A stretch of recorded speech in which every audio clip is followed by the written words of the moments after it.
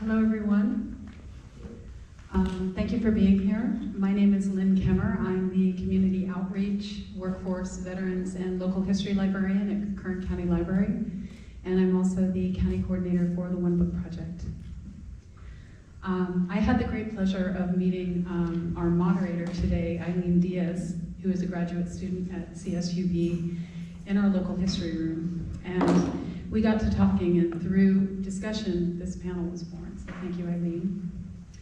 Eileen kindly introduced me to Donato Cruz, who wrote his master's thesis on this topic, and he'll be sharing information in a presentation along with Jesus Garcia after my introduction. All of these individuals here today have an integral working knowledge of our topic of redistricting and redlining effects on Black, Indigenous, and people of color in Kern County. Kern County Library is honored to hold the space and host the guests today to lift up their voices and promote positive change in Kern County. So thank you all for being here. And they're giving their time at no expense, so we're very grateful. Before we begin, I'd like to talk a little bit about the One Book Project.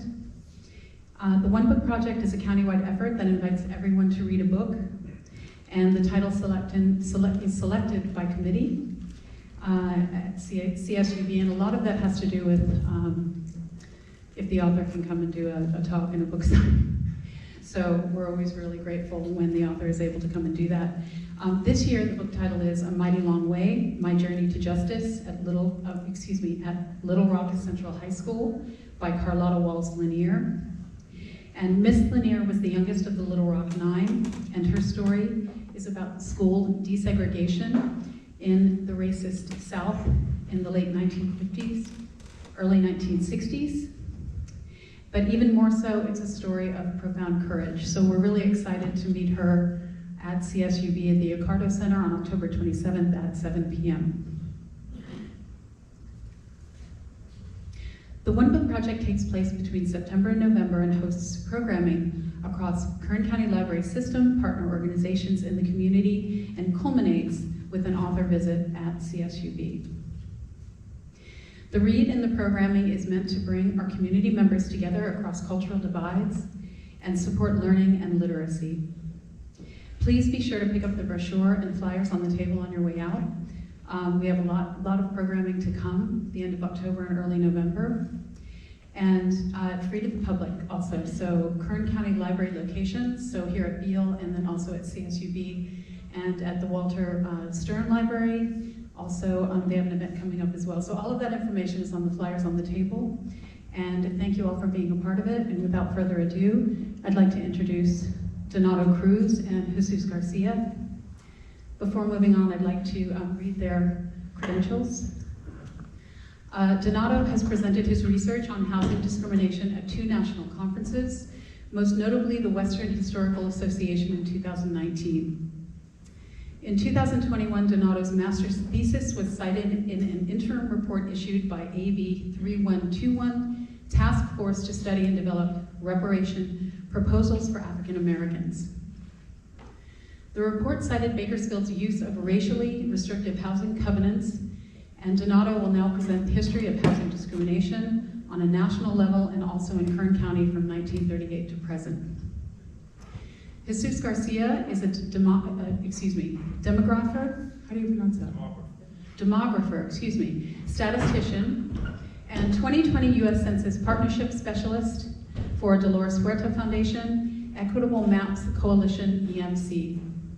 Redistricting panel and contributing member of UCLA's Masters, okay, I've got a run-on sentence here. So he worked with Dolores Huerta Foundation on the Equitable Maps Coalition, and he is also a he has a UCLA Masters in Urban Planning. I'm having difficulty talking. So without further ado, here's Donato Cruz.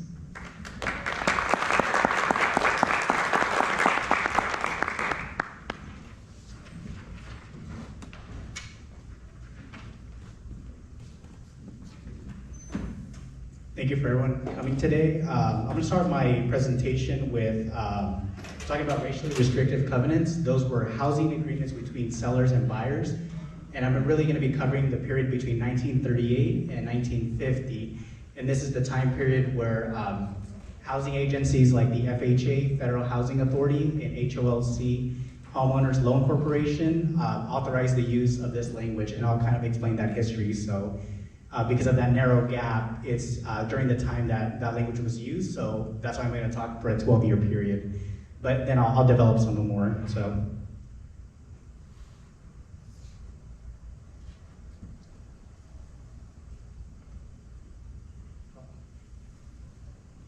Go to the photo, sorry. Oh, the other way, sorry. It's the photograph. Thank you. Yeah, okay. So this sign reads, "No color trade solicited." We can see that right there on the left-hand or right-hand side.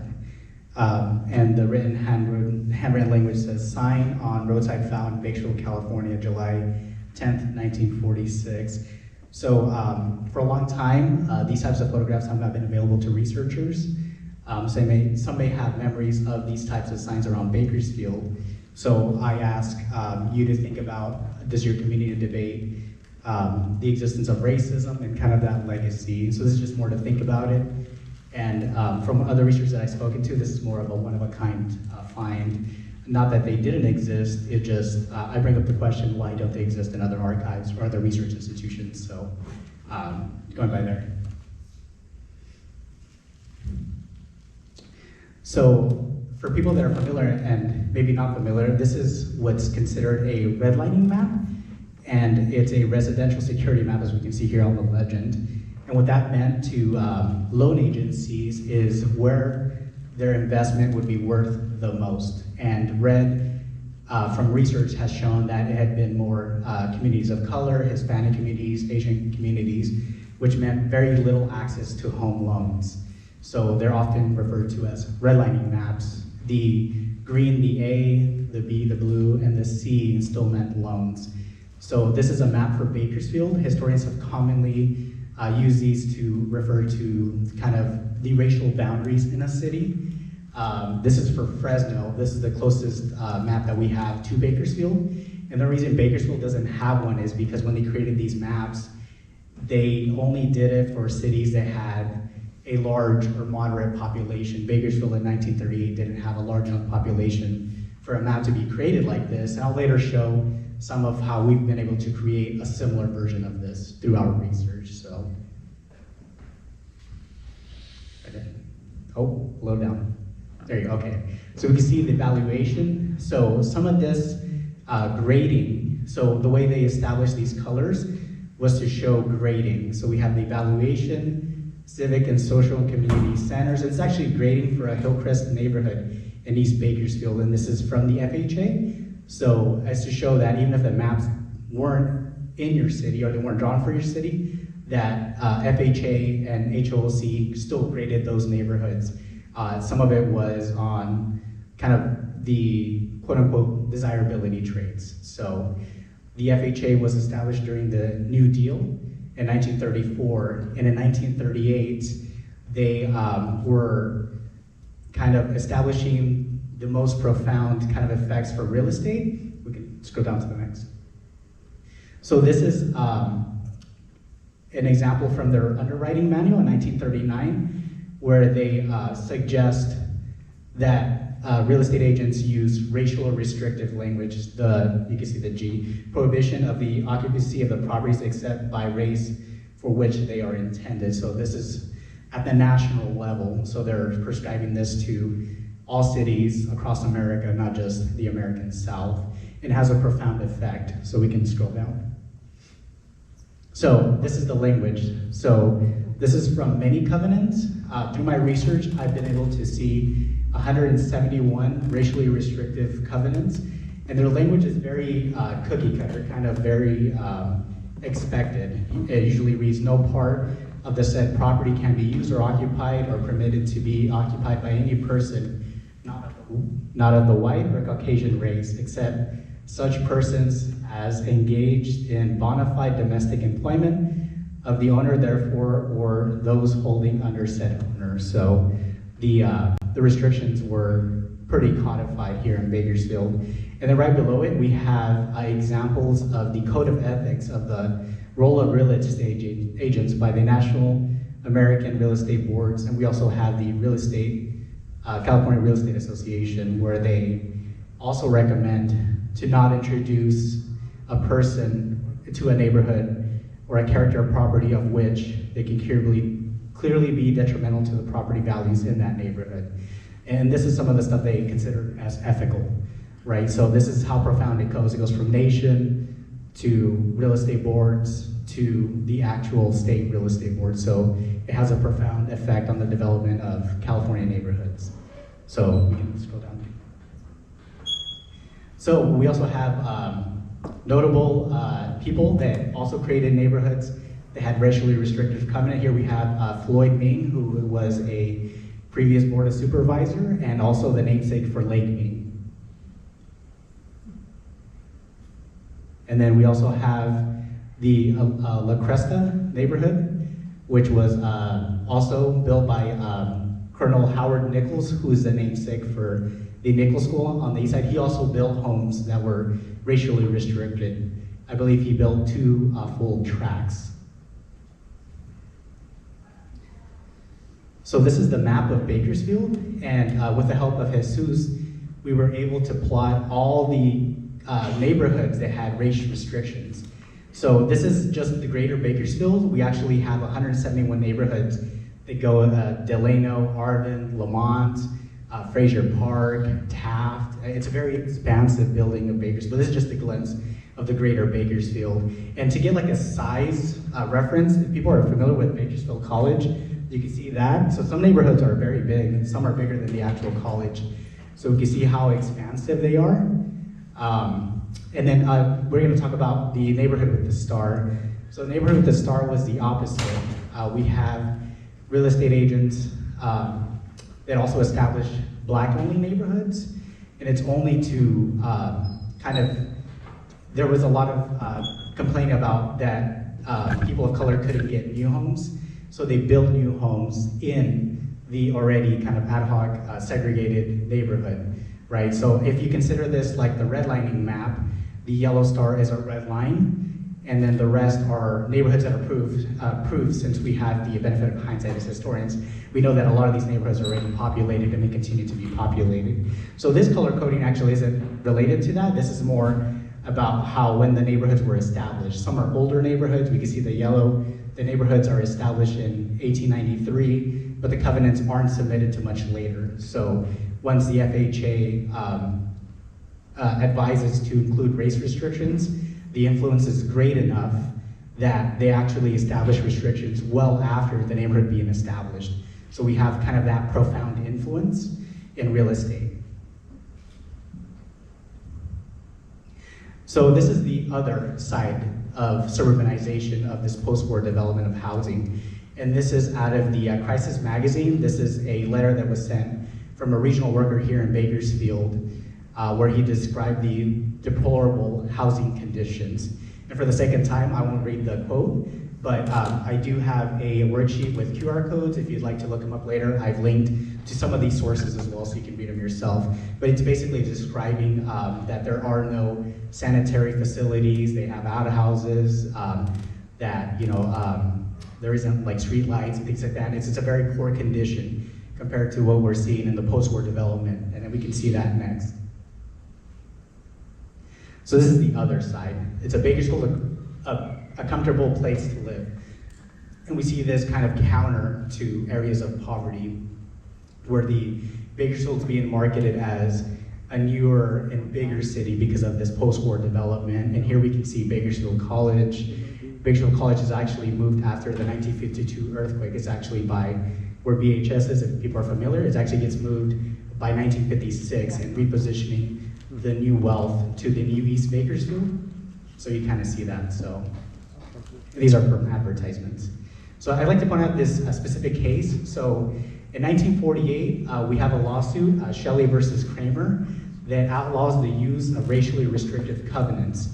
But it isn't until 1950 when the FHA says that they're not going to finance loans with racially restrictive covenants. So it's really not the lawsuit that has a profound impact, it's the FHA themselves, but the profound impact is minimal. It's only the lack of using of language, right? So they don't refer to race, but it doesn't mean that segregation isn't a hard line. So this is an account from 1960. This is from a magazine. They actually have copies here at the Beale Library. We also have copies at the Historical Research Center, and I have QRs linked to those articles so you can read them if you want to read them later. But this is an account of a black family that's being harassed, and this is a timeline of times where they're called names when their kids are being harassed. And it's a very vivid account, 12 years after Shelley versus Kramer, when supposedly segregation has ended by then, right? So it ends in a community forum, and this is a response the next month from neighbors who don't want black families to move in. There's vivid accounts, multiple narratives of people not wanting to have black neighbors, and this is 1960 as well. So in that neighborhood, it's the Hillcrest neighborhood. So I put that map right here, so kind of show that it does have a legacy of restrictive covenants. So that's the map. And that's the restrictive covenant. So these are actually all in the Hall of Records. You can actually go find them and read them. That's how I did my research. But we can see here, in the section, it's very blurry, but that has the section 5, no part of said realty shed ever at any time be used or occupied or permitted to be used or occupied by the persons not of the white or Caucasian race, exceptions such as employed as servants upon said realty by the owner or tenants of said realty. Actually, reading thereon, so it's very specific. And then I'm going to pass it on to Jesus, who's going to talk about some of these maps that Jesus just created. Oh, no, you're good. Keep on going. How's it? I'll keep on going. I'll keep on going.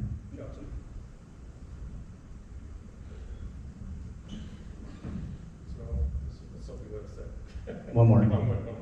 You're good. Okay, so I'm going to pass it on to Jesus, who's going to talk about these maps, and some of this is based on historical data. Thank you to the Kern Library for this opportunity. What I'm going to present on is the takeoff from where Donato ends. As we're learning from the housing covenants, they have a profound impact on the politics of our community. And through the history of the majority of Kern County political status quo has been to prevent or slow down the progress of the disenfranchised communities, Blacks, Latinos, other cultures, from the political sphere. Whether it's the Board of Supervisors, the Bakersfield City School District, City Council, purposeful gerrymandered lines has stalled the progress of people of color from entering the political power source. What I'm going to present right now is a comparison of 1990 data and then jump to 2020 data, a 40-year span, but in many ways, it is the exact same situation that we were dealing with in 1990. So things could have been worse, at least the Board of Supervisors, except for the case that over the past 40 years, the Board of Supervisors has been either sued or under threat of suit to create lines that were at least adequate. The first was in 1990 under Joaquin Avila and a group called the Hispanic Educators, of which Tomas Martinez, Professor Capsted, was a part of that group. And so what I'm showing here in this map is 1990 population counts of African Americans, overlaid on top of the 1980 Board of Supervisors. Now clearly, as you can see from the map, in this case what I'm showing is the African American community. The African American community in this case is divided into two pieces, District 5 and District 2. Now to give you a sense of District 2 goes all the way across the Mojave Desert and is a huge, huge county even back then. So again, what we have here is the African American community divided into two pieces. They're small to begin with, But here, they're split, they're cracked even more. Let's go to the next slide.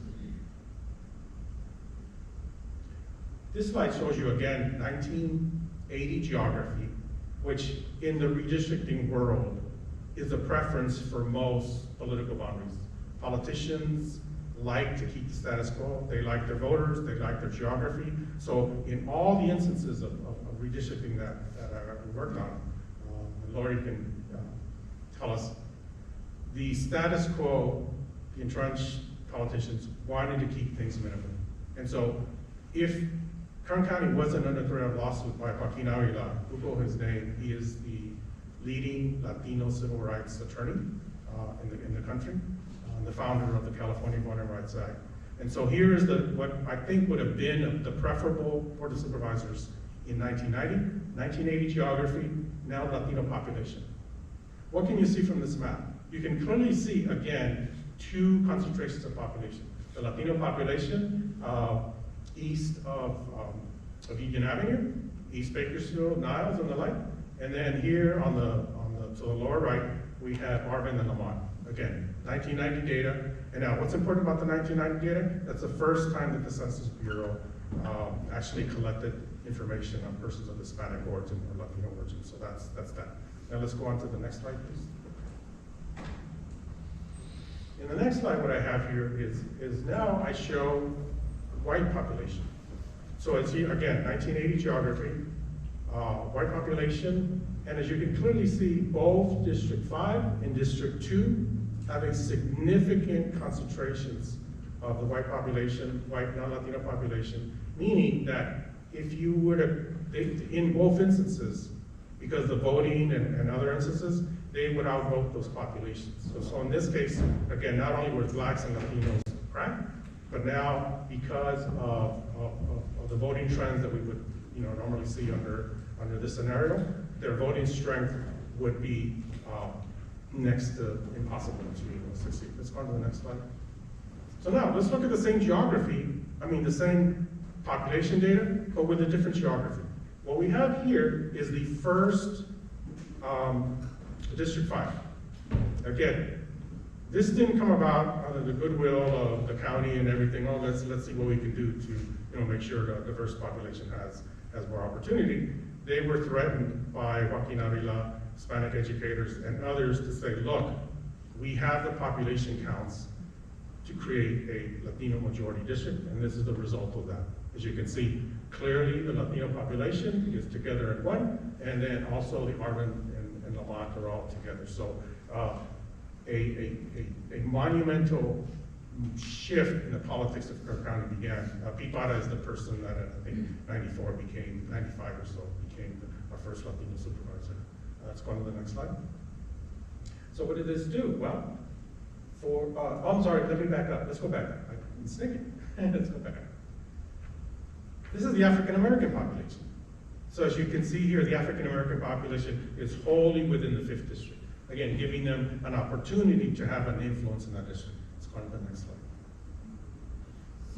In this case, we can clearly again see the Latino population is wholly together up in East Bakersfield, along Nav, but now Arvin and Lamont make the rest of the district. And what was the result? 1995, 96, BIPOC becomes our first Latino supervisor, and except for Kern, who was appointed that position, there's been a Latino in that seat ever since. Let's go to the next slide.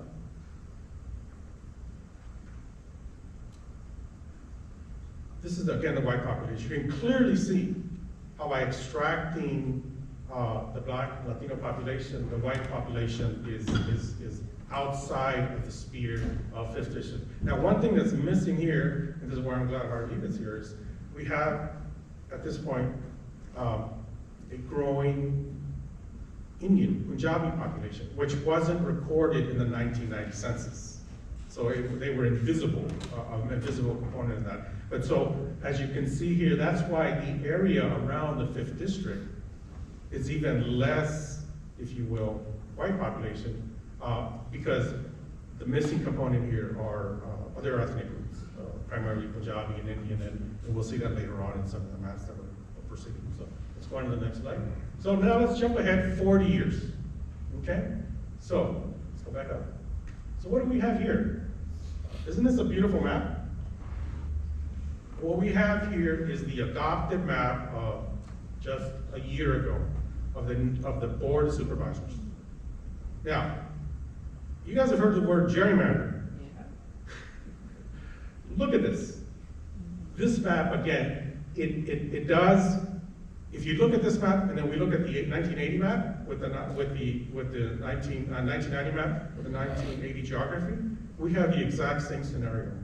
We have the African American community, which is divided between District 3 and District 5 almost evenly. So their strength is cut in half in 2 districts. So what does that say about them being able to field a candidate, move the progress, move their agenda up for the community? It's half of what it could have been. Let's go on to the next one. Now, this is 2,000 population with the 2,000 Board of Supervisors. As you can clearly see, the Latino population has grown exponentially throughout Bakersfield and Kern County.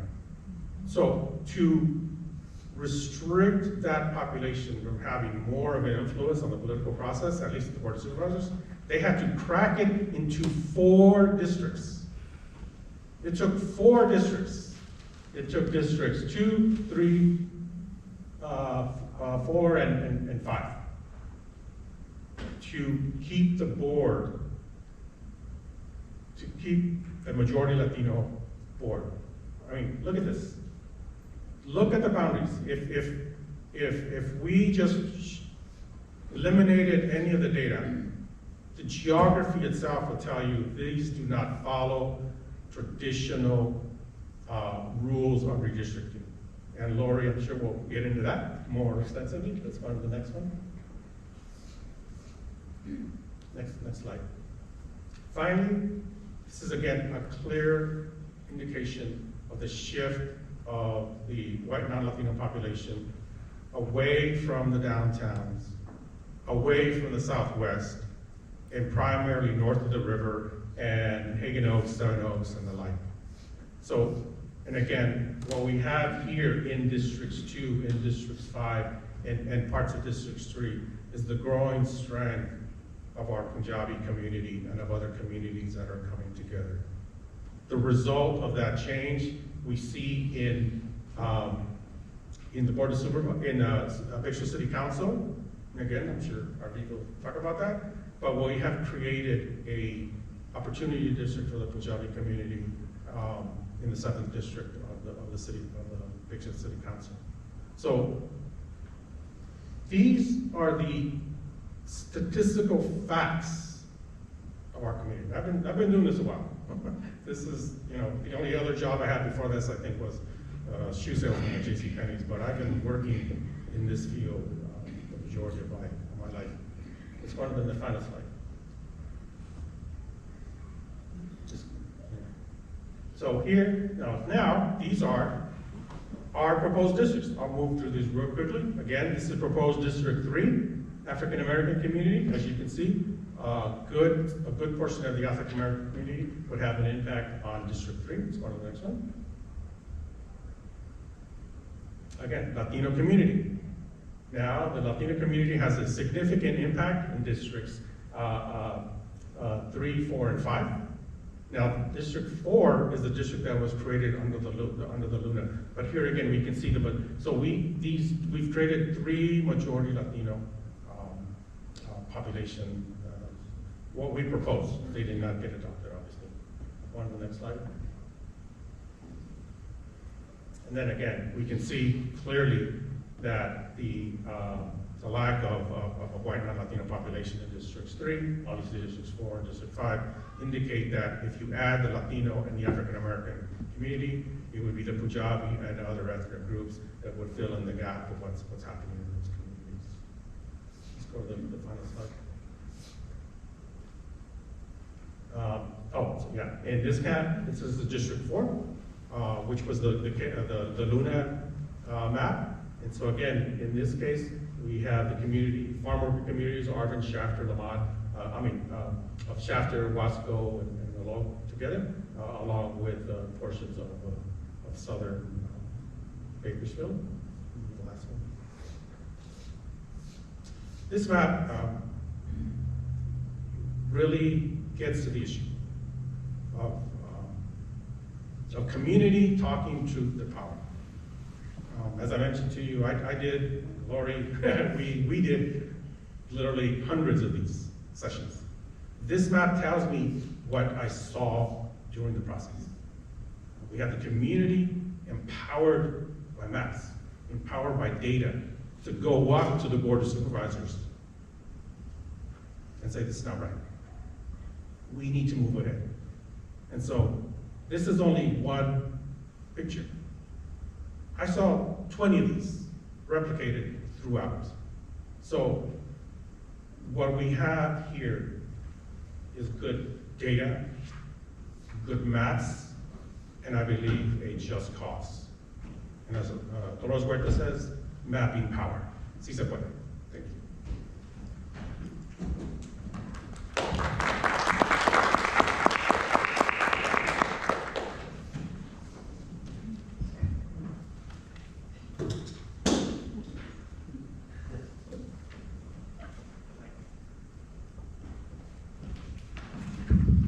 I'd like to introduce Eileen Diaz.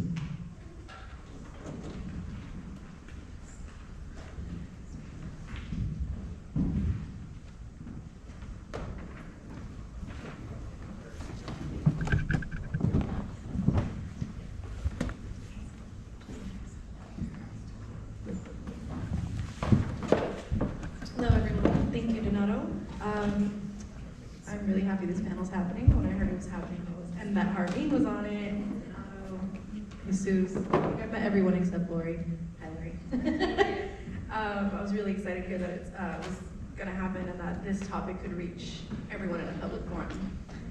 So I'd like to begin by introducing the rest of our panelists. So first we have Harveen Kaur. Harveen Kaur is the previous Kern County community organizer for the Jakarta movement. She was born in Bakersfield and raised with an extreme passion for community building and empowerment. Throughout her time in the position, she advocated and organized for the Punjabi and Sikh communities in Kern County, particularly by empowering and educating her community on the importance of redistricting and of the dangers of gerrymandering with the help of her colleagues, valued partners, and student volunteers. Her experience on the ground with door-to-door canvassing sheds light to the importance of face-to-face interactions and organizing, despite being in an era dominated by digital organizing. Next, I'd like to introduce Traco Matthews. Traco is an advocate for justice and equity in the local community. He was instrumental in helping keep communities of color, such as Punjabi, Hispanic, Black communities, together and preserving their collective voice and voting power during the City of Bakersfield's redistricting efforts in early 2022. Next, I'd like to introduce Lori Pesante. On behalf of the Dolores Huerta Foundation, Lori facilitated the education and engagement of thousands of Central Valley residents and dozens of organizations in the 2021 redistricting process, ultimately forming what is now known as the Equitable Maps Coalition. The Central Valley will feel the positive impact of the Equitable Maps Coalition for decades to come, as the coalition has shifted the balance of power to be far more in alignment with demographics, especially those of historically marginalized groups.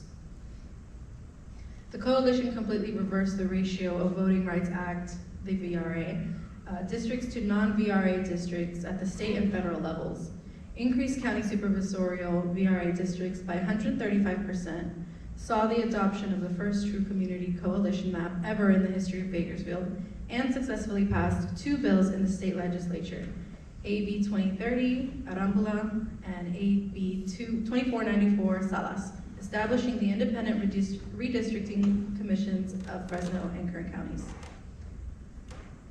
Next, we're going to start with the panel discussion. So I'd first like to begin with a question for Donato Cruz. So first, Donato, why is redistricting research important?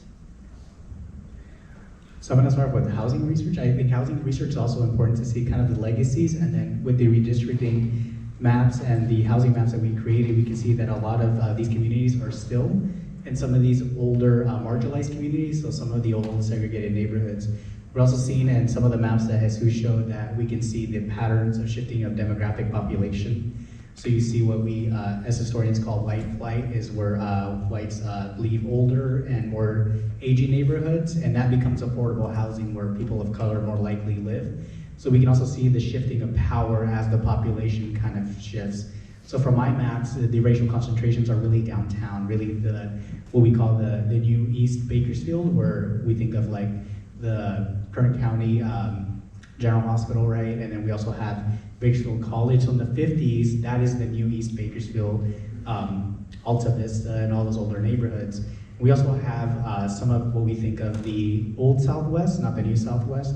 So around Ming Avenue. So that isn't really our collective new memory, but in the old memory, that was the new Southwest at that time, was the Brundage going south to Ming. So those are the older post-war neighborhoods, right? So in the 50s, and well, in the 30s to 50s, those are the newest and booming communities, right? And then they shift southwest, as we can see in the 80s, and then now they're moving northwest, and we're seeing the boundaries shift with the changes in housing and demographics. I think that's important to look at. Thank you, Donato. The next question is for Traco Matthews. How has redlining impacted you and your family personally? You all have a mic. The battery's dead. You have your own mic. It wasn't working a second ago, my bad. If it goes out, I'll just use my big boy voice. Thank you so much. Oh, and there it is. Yeah. This is much better. Lasts a little longer. So thank you so much for inviting me to be part of this conversation. I'm honored to be here. And my primary reason, honestly, for wanting to be part of this is really for all of you. You can put a face with the stories. Because it's one thing to see data on a screen about housing, about redistricting, et cetera, but these stories have impacted real people, and I am one of them, and I'll share just a couple. So I had no idea that I was a victim of redlining until I turned 40 years old. And I kind of always believed some of the hype that some folks in my family and externally, I was like, Traco, if you want to be successful, the reason you don't have any wealth is because you're not as smart and you're just not quite as vigorous or hardworking as everyone else. And that was not true. And then I picked up a book when I was 40 years old called The Color of Law. And if you've read that one, a lot of the research that Donato spoke to is explicated there. And as I'm reading the book, I remember literally crying because I recognized for the first time that so much of this happened not in some other state, but in the state of California. And that was meaningful for me because I was born in Fresno, California. I grew up in Sacramento, lived in South Sac, near West Fresno, all redlined areas. And then my wife grew up here in Bakersfield, and my paternal grandmother also lived here in Bakersfield while I was a child. But what impacted me first was the story of my grandfather, who will be 100 years old February 19th of next year. Yes, and pretty awesome. And over the course of his life, he has had a tremendous legacy. He graduated from Howard Law School after fighting in World War II. He was literally there on D-Day. He remembers some stories. And after he graduated from Howard Law School in 1954, they moved out to California. He wasn't welcome in Bakersfield. They already had one black lawyer, so they told him go to LA. So he went to LA. And one of the things that I discovered while reading the book, and this is the story I wanted to share, is they also talk, in addition to what was happening with FHA and some other things, veterans were also not treated the same, at least black veterans. So most veterans, when they were done fighting, World War II, they beat racism and Hitler and everything else across seas, and then they came back and fought against racism at home. And he did as well. In fact, while it was illegal for them to racially discriminate against people in the state of California when he moved here, they found a different way to impact him. So some black veterans couldn't get loans in other states. California, you could, but they didn't give all veterans the same amount of money. What I mean is this. So average cost for a house in the mid-50s nationally in the state of California was about $8,000. And so if you were a veteran, you had fought in World War II, and you came to wherever you were living and you were a white veteran, you got 100% of that loan. So right out of the war, you could purchase a house. That was the goal, that was the intent. How much do you think my grandfather got? He got $5,000, which wasn't zero, so they could say, well, we didn't discriminate, we gave him something. But they gave him about 67% of what everybody else got. So what that did, to put it in comparable terms today, it would be like if a house cost $300,000, they gave him about $2,000 and said, all right, come up with the other 100 yourself if you want to live in the same neighborhood as everybody else. And of course, he was unable to do that. So it drove him to purchase property in a poorer area. And then my grandmother, she struggled with mental health issues, and so they eventually divorced when my dad was 7 years old in the late 50s. And she had no money. Obviously, he had a house in a poor neighborhood, and so the only place where she could live and where my father grew up was in Watts, LA. And so lots of stories and impacts there. He still feels traumatized whenever he hears sirens because before the Watts riots in the 60s, he says police used to come into their neighborhood and chase them every day. Not just some days, 7 days a week. They would come into the neighborhood and look for young black boys to pummel. And so those were some of the impacts from my grandfather and then also my father. Growing up in areas that were redlined. So my grandfather, I meant to share, he bought a house in East LA because he couldn't afford Panorama City or some of the other suburbs where other folks were purchasing houses and ultimately seeking equity and the wealth that comes along with that. And I'll share a little more about that later. Thank you. Thank you, Trico. The next question is for Jesus Garcia. How was census data collection and technology changed? Sorry, I read that wrong. How has census data collection and technology changed for 2020 redistricting process? Were there any unexpected surprises from the latest redistricting process? Technology and the census, two of my favorite subjects.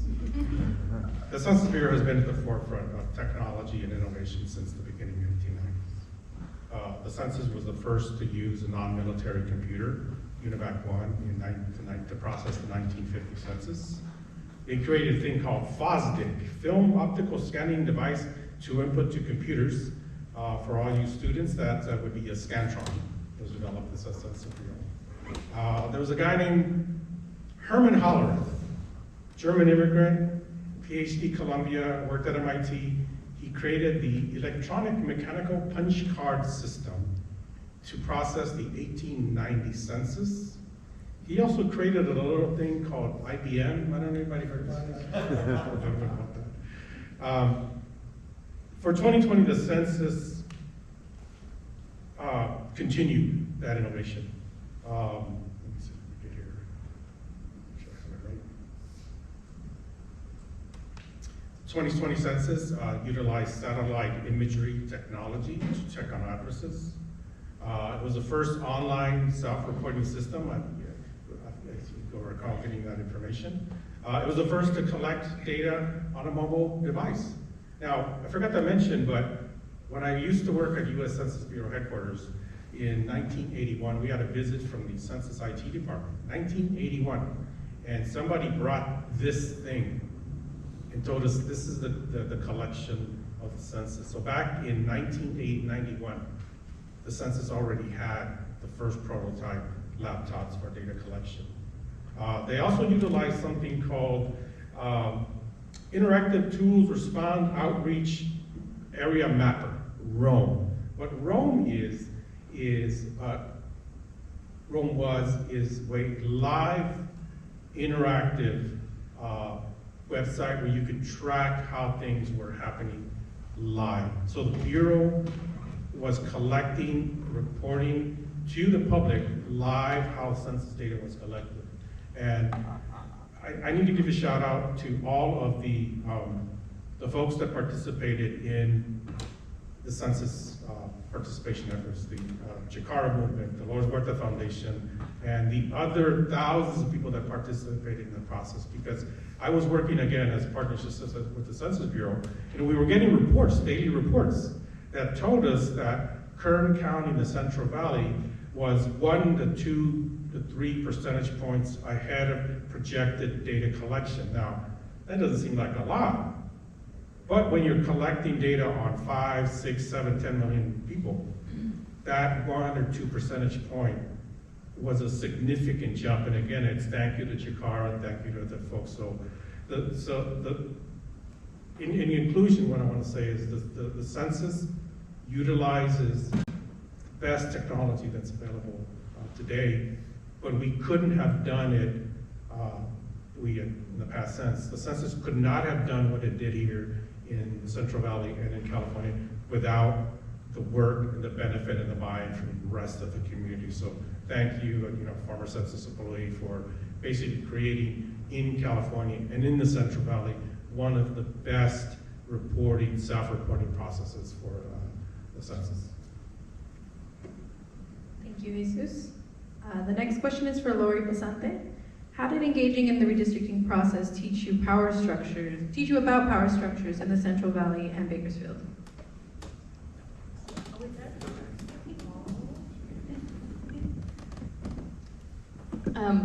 I couldn't have asked for better folks to speak before me because they teed up this question perfectly.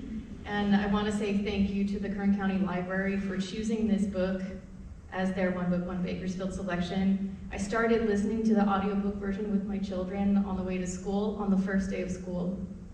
And so they got to imagine what it must have been like for Carlotta Walls Lanier to be the first as my children were going to school.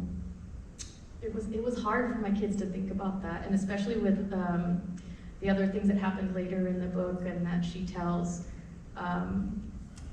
It really hammers home everything that we're talking about here today, and the fact that history is not just in a book, we're still living it. We're living the cause and effect of everything that Donato shared, everything that Traco shared, everything that Jesus shared, and that Harveen will soon share. In my role in the Equitable Maps Coalition work, I was tasked about 2.5 years ago with teaching people about redistricting, and let me tell you, that is not easy. Redistricting is a very challenging topic. You start looking at the maps for the first time and like your eyes start crossing, you're like, oh my God, all these maps, I don't even know what this is. But after 2.5 years of looking at the maps, boy, I'm really glad that I have that experience. And we basically collected community of interest surveys, thousands of them across the Central Valley. We went to swap meets, we went to vaccination clinics, we went to churches and community groups, we went door to door, we went everywhere, we collected them online. Every single person whose email address I have access to has gotten probably way too many emails from me about participating in this process, and I'm sorry if you're still getting them. Apparently some people have something like automatic on their events that tell them that we're still having meetings. We're not, so you can delete that. But what we were able to accomplish together, it was like a crowdsourced redistricting work. And nothing teaches you more about power structures than engaging meaningfully in the redistricting process. So even though the topic of redistricting is sometimes daunting, vale la pena, it is worth it to get involved, because there is nothing that is going to more effectively show you about the nature of power, the structure of power, the lifeblood of power, wherever you are, and then you can extrapolate to other jurisdictions bigger than your local area, because everything I'm about to tell you is very much applicable across the United States. Luckily, California invested in the census because they knew billions of federal dollars were at stake. And so you can thank the state of California for making that investment. Other states did not. And it has a lot to do with what Donato shared, because the power structures in those states very much are still in alignment with the disadvantages that are built into the system. When we brought everybody together to start creating maps, we started really looking at, well, what is a fair allocation of political power in Kern County? Because that's what the decision makers, in this case the Board of Supervisors, they are constitutionally required to allocate political power fairly. That is their charge, it is their duty, it is their legal and moral obligation. So we looked at what that would look like. And indeed, we used equity indicators, and in this case, and I'm sorry I don't have them up there, but you can see the heat map here, and I'll share the salient information. We saw immediately that in Lamont, the average, the median household income is $31,549. The median household income in Seven Oaks is $124,211, right? And you can see kind of the comparison across Kern County based on our own knowledge that it follows similar patterns, right? Well, here's insight number one that we got, and it was a real aha moment on that Zoom meeting. We heard one of the supervisors say in a redistricting hearing, and by the way, the Fair Maps Act requires every jurisdiction, county and cities, to put the videos of the redistricting hearings on their websites and to maintain it for 10 years. So if you think I'm not telling you the truth, go watch that video. And if it isn't there, please tell me. We have some reporting to do. One of the supervisors kept asking about Old Stockdale, Old Stockdale, Old Stockdale. And I was like, why is this supervisor? I'm sorry, I don't even know what Old Stockdale is, right? I had to look it up. But that's when I came across this map. It's a voter turnout map. Guess what the highest percentage of voter turnout is in the entire county of Kern? Old Stockdale, right? And I was like, oh, that's why he wants that. So when Jesus showed that map of District 3, there's a reason it's weird. It's not weird when you think about who wanted it created that way, right? Now, District 4, Board of Supervisors, same thing. We took a look at Delano, Wasco, McFarland, Lamont, Arvin. They're all in District 4. But the west side of Bakersfield has exploded in population and, of course, has the most expensive home. We looked it up on Zillow. We found, I didn't even know we had houses in Bakersfield that were $3 million. That was like, I was like, wow, we're in it. Now, look at this. We got multi-million-dollar homes. That's crazy. Wow, it's all pretty, too. But then you realize, you do the numbers, that little portion of District 4 outvotes every single farm worker community in District 4 by a huge margin, huge margin. So, and additionally, you know that, I mean, I'm not the only one who has pretty maps, right? The county has access to, their planning department and permits that have gotten filed, so they know everything about, what's getting built out of West Bakersfield and the nature of those properties. So you know that they were already extrapolating into the future to preserve, and I think we saw a taste of this in the LA City Council recording, right? I mean, what an insight into what conversations were happening among elected leaders all up and down the state and throughout the country, throughout the redistricting process. This is why we passed that legislation. The legislation that says it's an inherent conflict of interest for the very person running for that office to be deciding who their voters are. That is not okay, right? Do the elected leaders get to come with you into the polling booth and tell you, oh, no, you're filling out the wrong bubble? Like, they don't get to do that, but yet that's what the current process allows them to do.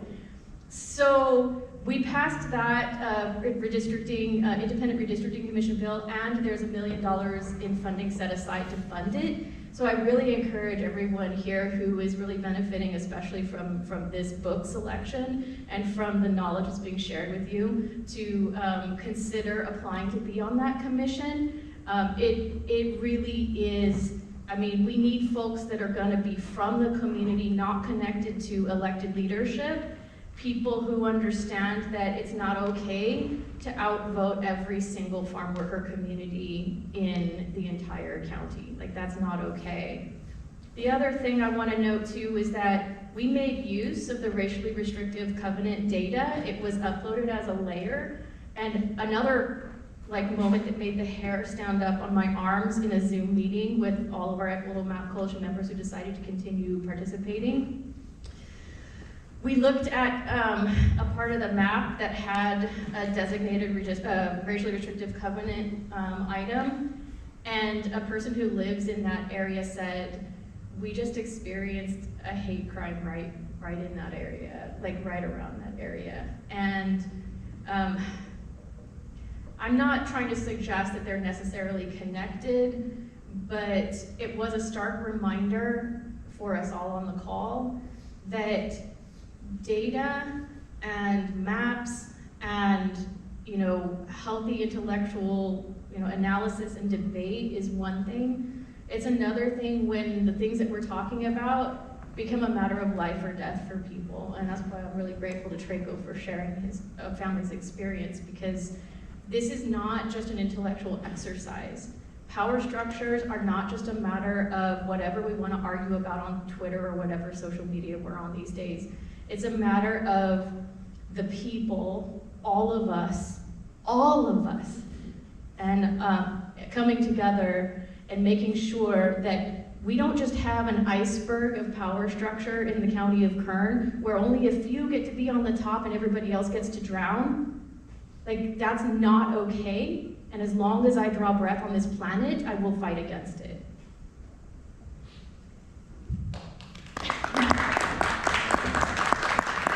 Lori. That was powerful. The next question is for Harvin Kaur. What was the importance of grassroots efforts such as the Jakara movement, the movement's work on the redistricting process? Thank you, and hello everyone. Thank you for joining us today, and thank you to all of the amazingly talented folks that shared the panel with me. They are truly the reason why I gained so much knowledge in regards to redistricting, because as Lori mentioned earlier, you look at those maps and your eyes really do cross, and you're like, oh my gosh, what am I looking at? And despite being born and raised in Bakersfield and knowing, the social implications that we're all aware of growing up here, I hadn't seen the data before, and the proof was really in the pudding. It was evident, it was apparent. So contrary to just the norms that I had seen growing up, I was born, at Mercy Southwest Hospital, raised on the east side, was the only Punjabi individual in my class at Highland High School. So, it was a interesting experience to say the least. And assimilation was on the forefront of my mind, although I did not know that word even existed when I was in middle school and beyond, and then going and furthering my studies, kind of gaining that social knowledge. And so I guess really, truly at the core of it, my passion for our community really was sparked when I saw the lack of involvement from our community and the Punjabi communities. Certain involvements, but not to the capacity that we had, right? That untapped potential. And that was no coincidence, of course, right? We see that there are certain untapped communities very strategically, or maybe not as intentional as we might think, but subconsciously. And so seeing those effects really inspired me to come back into Bakersfield and not to move, not to leave to college and be like, okay, mom and dad, I'm staying out here forever, never coming back to Bakersfield. I was further inclined to come back home through the political work and the grassroots efforts that Jagada lays with their pipeline. And so starting from high school and empowering young students to college and having specific chapters on campuses to really strengthen and build that knowledge for our community, that it is important to come back home. And we need youth in our community, and we're seeing all of that translate into the current political climate, right? And so grassroots efforts, going back all the way to high school, we have so many high school programs across the state where we're educating our youth, the Sikh Punjabi youth, because Sikhi and Punjabi culture are so intertwined. Despite being religion and a culture, they're very interconnected and integral to one another. And so educating children, educating students, empowering them, showing that they have the capacity, they have the knowledge, the resources to back them and their efforts and whatever they would like to achieve and the change that they want to see in their community. And so the grassroots effort really started when Lori approached us, Jesus, and other stakeholders in the redistricting process and the Equitable Maps Coalition were really like, hey, the Punjabi community is being divided, and we really, really need to ensure that our voting power is not diminished. And we need to ensure that what's been happening since the 30s and the 50s and so on and so forth, that historically we need to change the narrative. And really, it was a matter of just a few days where we were knocking on doors, going street by street with students, not adults, students, high schoolers who are, maybe actually some of them, our youngest were 12, 13, up to some college students who go to UC Santa Barbara, but were raised here. And coming back home for our redistricting city meetings to ensure that, okay, despite me having finals, I'm coming back home because I know that this is where my bread and butter is. This is where I was born and raised, and I want to reinvest everything back in our community. So our high schoolers that fall within the KHSD district knew that this is extremely important to them and their community and their parents, and they know that we invest in right now into our community, we're going to see an output maybe 5 years from now for their children in 20 years or whatever it may be, right? So educating them and ensuring that they have all of that knowledge. So students were ready to go. They were like, okay, Didi, which means sister in Punjabi, like, when are we going door to door? How are we doing this? How do we even talk to people? How do we talk to strangers and knock on their door and just say, hey, make sure you show up to this meeting. You don't know about redistricting because it might not have been like as publicized as we wanted it to be, but come to this meeting. How do you have high schoolers convince our community members who have never known anything about this, right? So we're training our students, our volunteers, our members within the Chicada movement, and our community to say, you know, this matters, and this is why it matters, and this is why you should convince 20 more people to come. And the beautiful thing is with our community, we have such an interconnectedness that when you have specific points and very good points laid out and mapped out, they're going to listen and they're going to support you. So we have that strong, I guess, we have that strong community where we're going to stand with each other, and that ikta, which means that oneness, that's also a teaching within our religion and then within our culture to really stand together and empower folks in the disenfranchised communities, including ourselves. And so, yeah, it was going door to door, phone banking, figuring out, okay, who do we need to call? Who are the big fish in the pond within our Punjabi society that have that stakeholder, that have that political clout?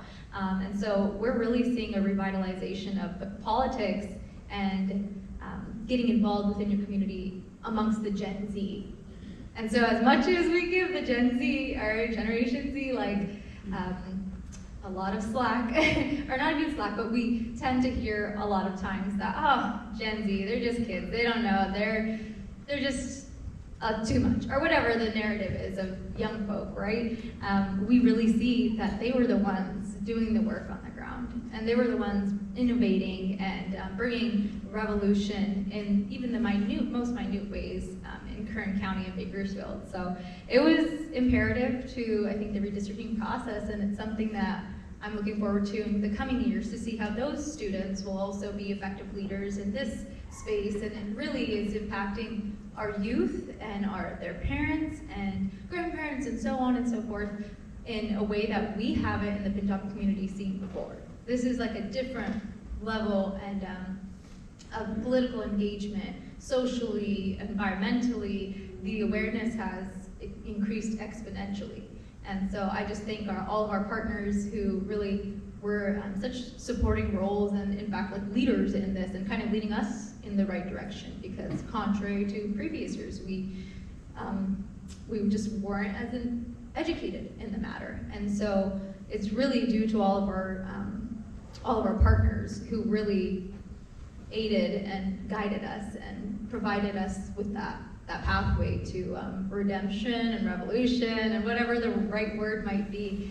to really empower the Punjabi community in ways that we haven't seen before. So it's really a credit to unity. And I guess that's where the inspiration for our maps came, the unity map, and just really without Jesus and Lori and all the other support, it really wouldn't be possible for the Punjabi community to be where we are today. And so, and all the other efforts of individual folks within our community, the knocking, the phone banking, the endless meetings were just integral into this project's success. And so I'm very excited to see how things will play out within the election season this year, and we'll talk more a little bit about that later, but I'm just ecstatic to know that progress is here to stay in Kern County, and we're only moving forward, no backwards. So it's a great day to be a Bakersfieldian.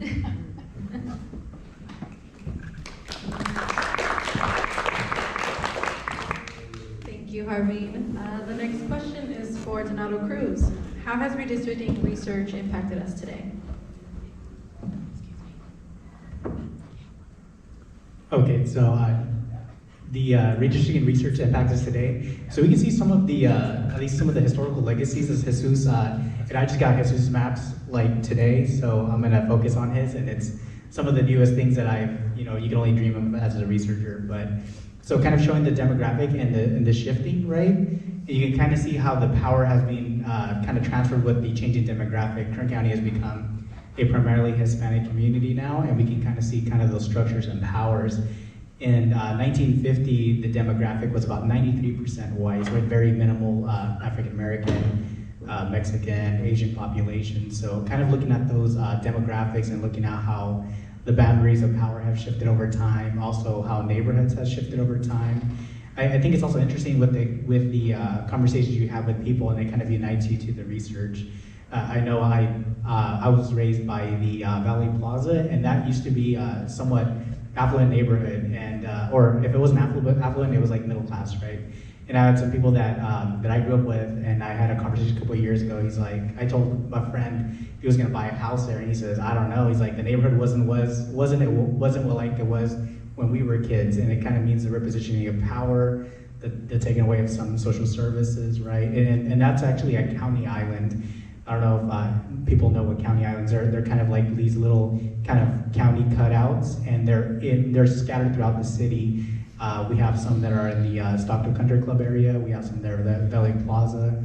And some of those places are in some places are the most serviced, and in some places are the least. So where my parents live, they actually don't have curbs.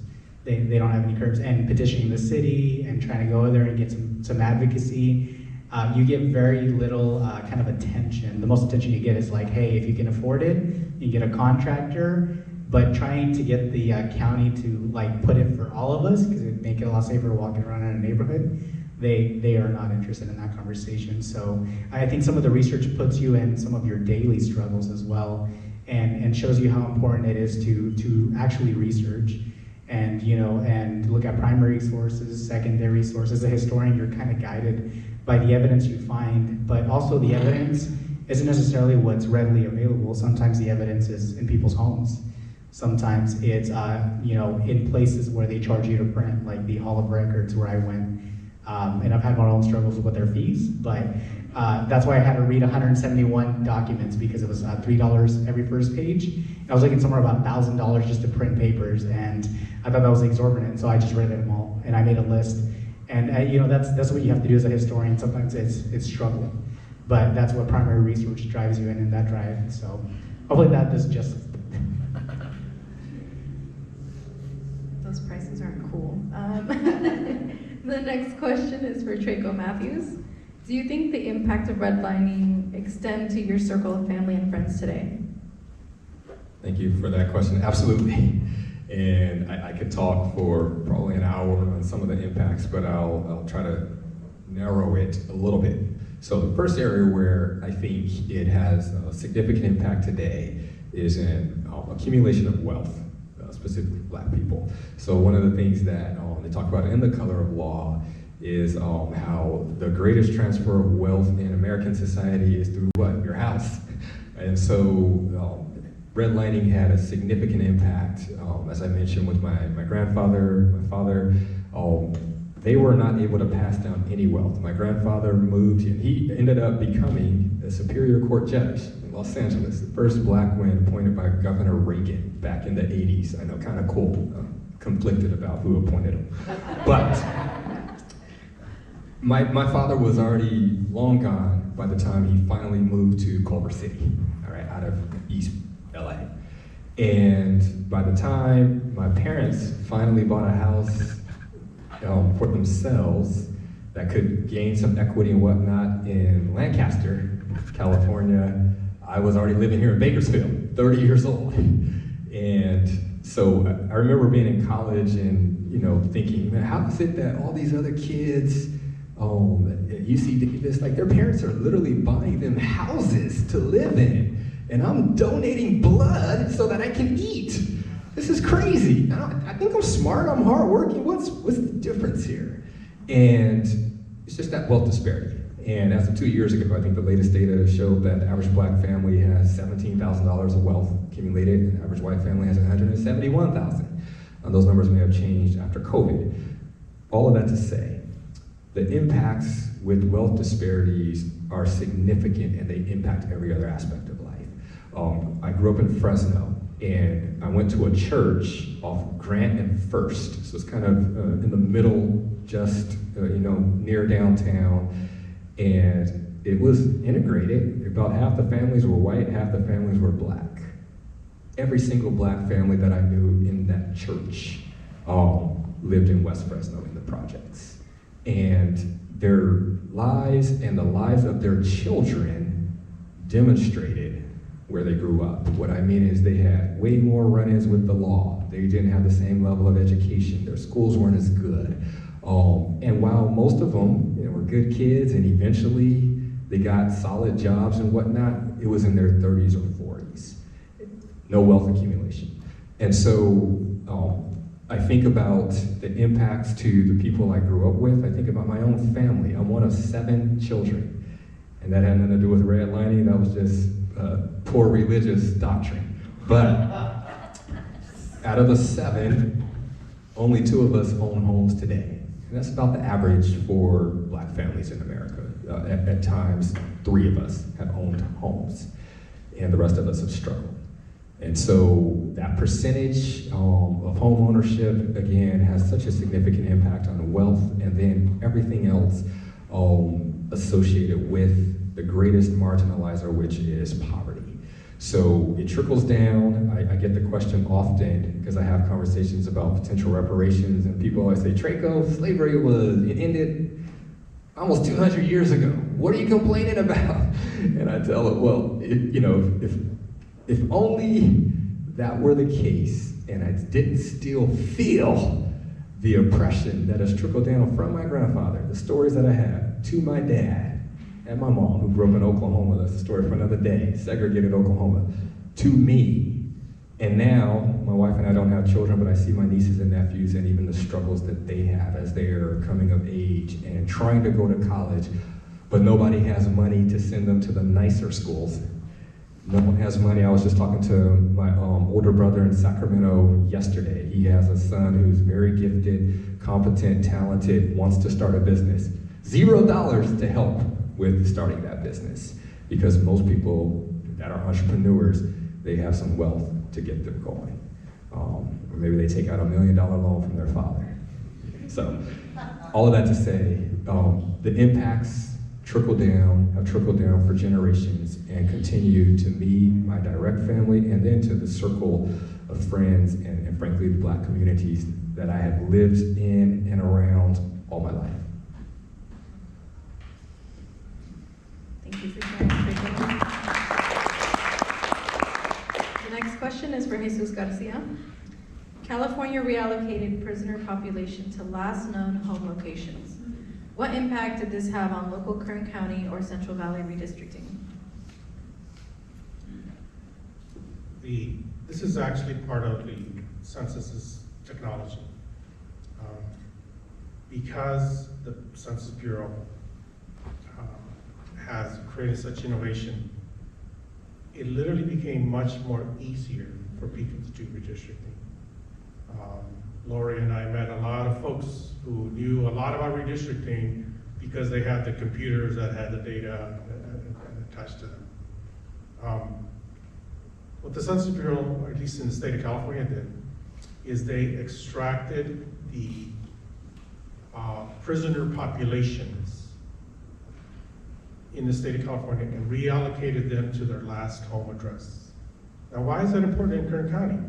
It's important in Kern County because we have a significant prisoner population, I think over 20,000 people or more. And a bunch of those people are in District 4. So in 2018, under the Luna case, that prisoner population, of which a majority population are Latino, exaggerated the Latino population in District 4. Meaning they could showcase to the judge that, hey, we have 65% of the population is Latino here in the District 4. That includes Hagen Oaks, the highest median income community, and Arvin Lamont, the lowest median income. By reallocating that population, it reduced people who would not have an impact on the political process. So it forced the county of Kern and the rest of the state of California to get a truer picture of what it is that was the population there that could then be used to create districts and then have an impact on the political process. So that is the reason why we have a much fairer allocation of political process. And again, this is something that's native to California, and I think maybe native to one or two other states in the rest of the United States. It isn't the case across the board. And so, let's say Texas, for example, the prisoner populations or whatever are still embedded. And so what we have here is not only districts that have a disproportionate population of people that will not impact the political process, but they are used as proxies to bump up a certain figure. So Draco and others, I could talk about for days on these topics, but technology and the ability to remove these populations, I feel has had a tremendous impact. And just as a side note, there were 12,000 people in the state of California, which we were not allocated. They were probably prisoners from outside of California. So what happened is the sum total of population in California was reduced by that 12,000. And so you're going to see going forward where the counts of a particular district don't match the sum total of the state of California. It's because of that. It's a little bit of a nerd thing for you guys to consider. So again, thank you again to the ability for technology and technological innovation to do the right thing on behalf of better representation in the state of California. Thank you, Jesus. The next question is for Harveen. After maps were put in place, how did boundaries impact the Punjabi community as far as political, social, environmental, and educational influence? Yeah, definitely. So, I mean, if y'all haven't seen on the 99 by now, we do have multiple, not just one political candidate for Ward 7 and council.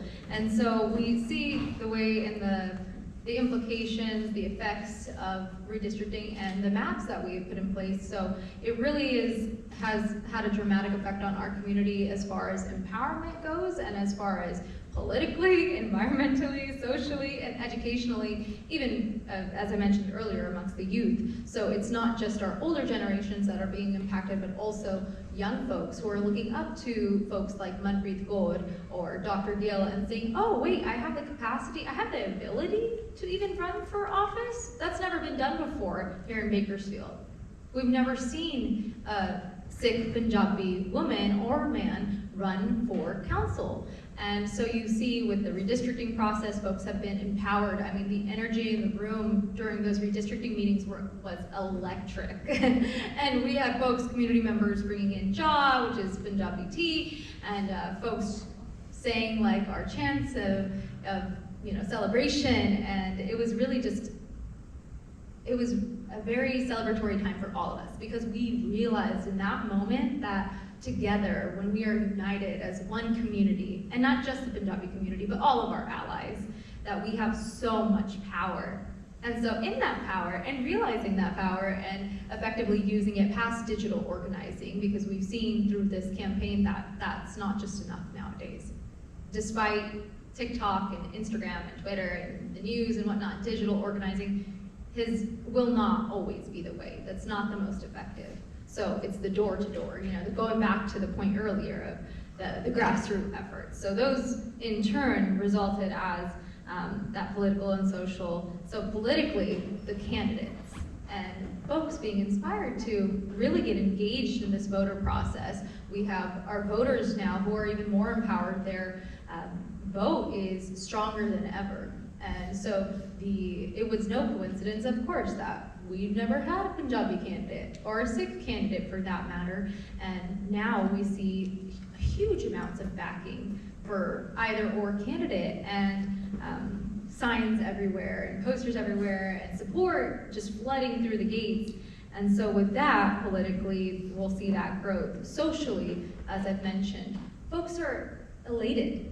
Our community is so happy to the point where every Sunday it's the piece of conversation. Everybody is talking about redistricting, and oh my gosh, last Wednesday or last Tuesday, did you guys see that? Oh, did you all see that where there was a high schooler, or there were multiple community members who have never come out to these city council meetings that were brought out to really advocate for not just the Punjabi community, but all of us. And so socially, folks are becoming more aware that, okay, we have that power, and it's just a matter of really learning and educating ourselves and having the allies to do that, and environmentally. So there's a different flavor in the air. We're feeling optimistic. We're feeling hopeful that the future of Bakersfield for our children, we're not going to have to worry about sending our children to school with Bakersfield City and worrying about, oh, my child wears a turban. Oh, my child has facial hair. Or, oh, hopefully my child is not going to be called a terrorist. Because those are realities that we all had to face. We may look different, but inside, of course, we're all still the same. We have feelings, we have emotions, and, it's hopefully this will create that impact in the educational space, right? So our children are looking and saying, oh my gosh, Didi, I really want to major in social policy and public service. What? Wait, okay, that's unheard of. Our CSUB, predominantly, a lot of our community members are nursing majors. Predominantly, for me, actually, it was influenced that just be a bio major. Be a bio major, go into medicine, do that, do your thing. Well, to my parents' surprise, I was like, oh yes, I'm gonna go undeclared, guys, and not gonna be a doctor. And that was the revolution, right? That's the social revolution that we're seeing within even just locally. So folks seeing Manpreet Kaur, youth seeing her, a person of color, somebody who looks like them on a billboard running for council, it's inspiring in so many ways. And so they're starting to think, wait, I can go to council meetings and advocate for my rights and advocate for my community's rights. So wait, should I run to be an intern or should I apply to be an intern for the council? Yeah, you should. And you can get the weekly experience of working with folks who are planning and building your community. And so we have students who are working directly now after the redistricting process that were inspired to apply for those positions, and there's only 2 per council member. And so getting those students in there, and they're inspired and more motivated than ever to really get involved in the political process, even prior to them being eligible for voting. They're doing registration booths, or voter registration, at our Gurdwara, or the Sikh place of worship, every Sunday now. And these are folks who are not even 18 yet. And they're like, okay, we gotta get you. I can't vote, but please make sure you vote, because you have the power to build that change. And so it's just been working wonders, and being that we have 10 plus registered Gurdwara, or Sikh places of worship locally, that number is growing every year. And it's because we have such a the population is booming. Our Punjabi population is growing every day. We're the 3rd most spoken language in the Central Valley, right behind Spanish and Tagalog.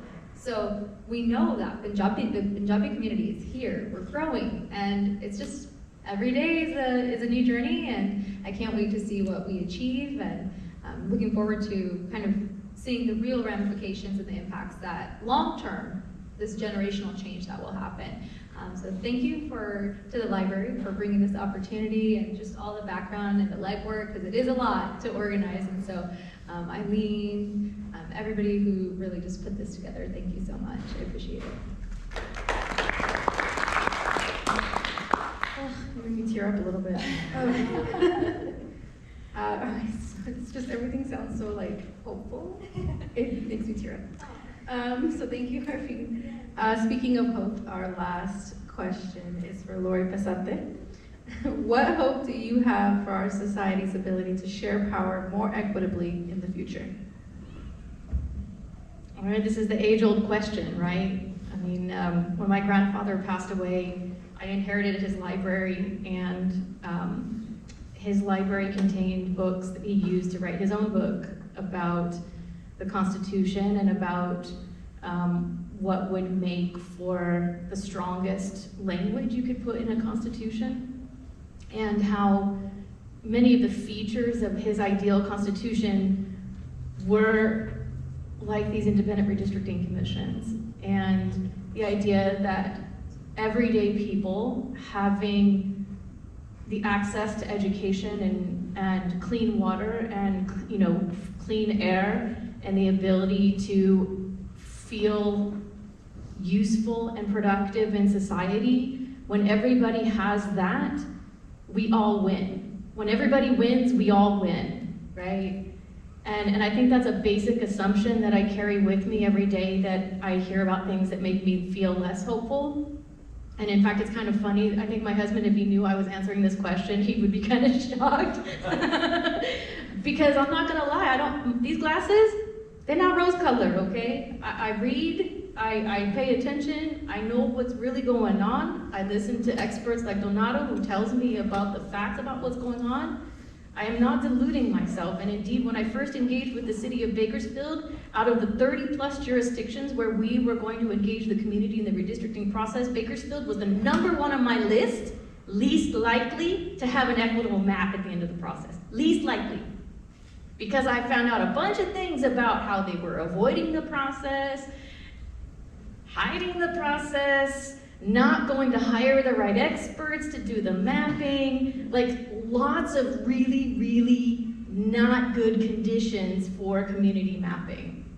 And indeed, I knew that there was a widespread understanding of an analysis that had been done that said that the city of Bakersfield, out of the 7 wards, they should be drawing 3 to 4 Voting Rights Act districts, but they were only going to draw 2. And in fact, one of the council members said at a hearing, well, I know that this map over here is illegal, but as soon as I have a chance to vote for it, I'm gonna move to vote for it. He said that from the days, and I told you, you can look up the videos. The Fair Maps Act says they gotta be on that website for the city of Bakersfield for the next 10 years.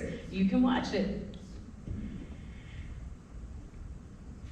But Bakersfield ended up being the best map. I have never in my life walked into a city of Bakersfield council meeting and seen a Punjabi interpreter